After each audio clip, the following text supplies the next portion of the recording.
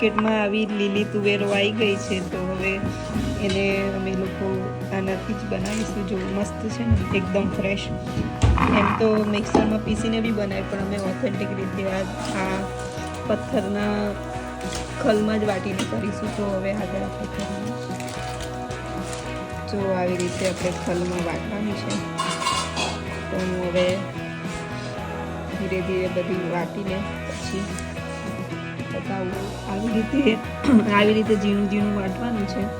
આ બધું વાટીને રાખ્યું છે. હવે આને પછી હવે વઘાર કરવાનો છે. આવી રીતે વાટેલું છે. મિક્સરમાં પીસીએ તો આનો એટલો સ્વાદ ના આવે જે રીતે ખલમાં વાટેલું હોય, એટલે ખલમાં વાટેલાનો વધારે ટેસ્ટ આવે. તો અહીંયા વઘાર કરવા માટે તેલ અને જીરું નાખી દીધેલું છે. હવે તો લીલી લસણ બી મળે છે માર્કેટમાં, તો લીલી લસણ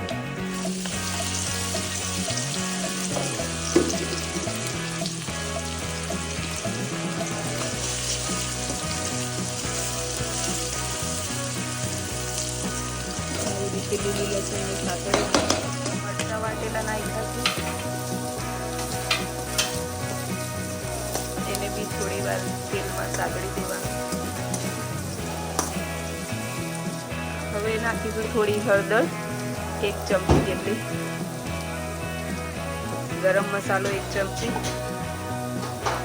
ધાણા જીરું પાવડર 1 ચમચી, 1.5 ચમચી, અને સ્વાદ અનુસાર થોડું નમક નાખીશું. મસાલાને થોડી વાર પકાવવાનું છે.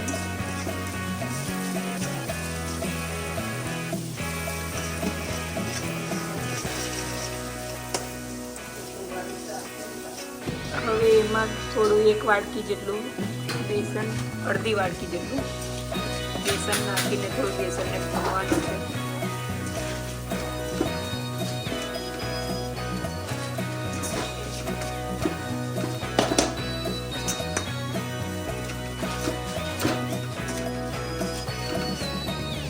આ પેલું ક્રશ કરેલું આપણા લીલવા,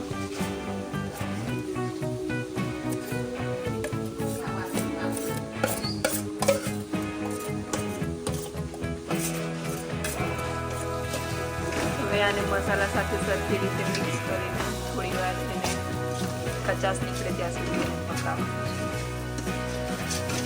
તો આને 5 થી 5 મિનિટ જેટલું થોડું એને પકાવવાનું છે કે બેસન અને તુવેર દાણા બંને થોડા પાકી જાય. આ થોડું પાકી જાય એટલે એમાં અડધું એક આખું લીંબુ તમે નાખી શકો.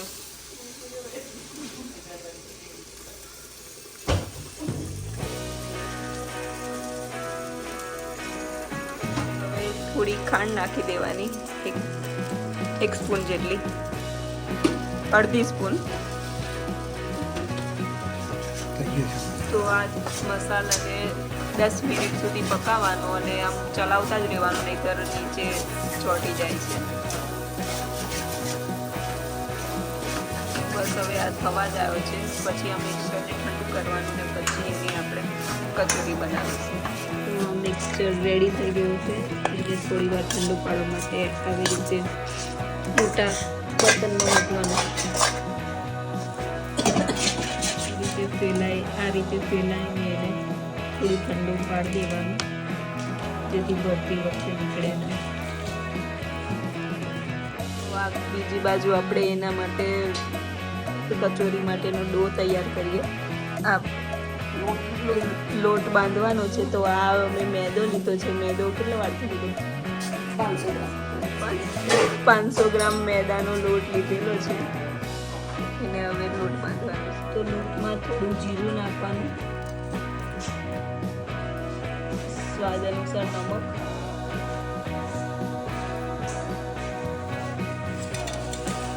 હવે તેલથી મોવણ આપવાનું છે.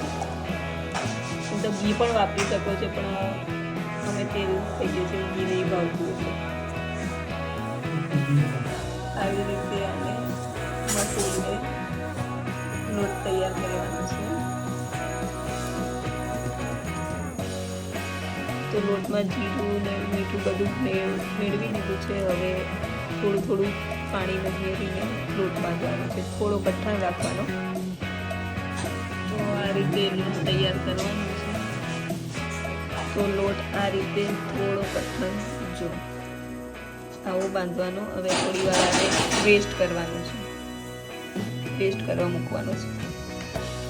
તો આવી રીતે પૂરી જેવું બહુ પતલું બી નહીં અને જાડું બી નહીં થોડું વણી નાખવાનું. તો આવી રીતે થોડું મિક્સર લઈ અને સાઈડથી વારી દેવાનું.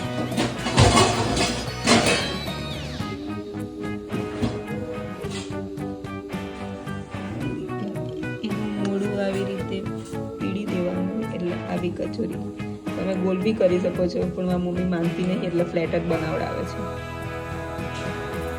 તો આવી રીતે બધી કચોરી બનાવી દઈએ. તો હવે કચોરી સાથે લીલી ચટણી બનાવવા માટે આટલું આદુનો ટુકડો, થોડી લસણ, શું કહેવાય કોથમીર અને લીલા મરચાં અને ચટણી બનાવીશું તો કચોરી સાથે સારી લાગશે. તો લીલી ચટણી માટે આમાં થોડું 1 ટેબલ સ્પૂન જેટલું જીરું નાખવાનું, સ્વાદ પ્રમાણે, અને પછી થોડું પાણી નાખીને એને ક્રશ કરી દેવાનું. તો આમાં થોડું અડધું લીંબુ નીચું દેવાનું.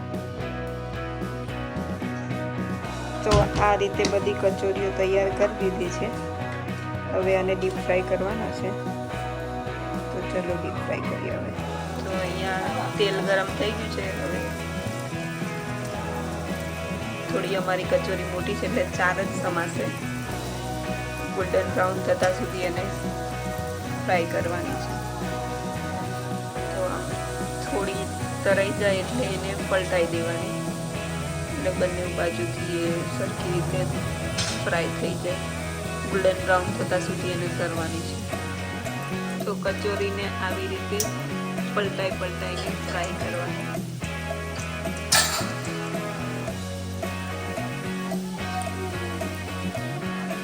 તો આવી રીતે આ ગોલ્ડન બ્રાઉન થાય એટલે એને કાઢી દેવાની. એવી રીતે આ બીજી બધી બી ફ્રાય કરી લઈએ. તો રેડી છે આપણી ગરમા ગરમ કચોરી અને લીલી ચટણી છે ને, એકદમ યમી. તો તમે પણ જરૂરથી ટ્રાય કરજો.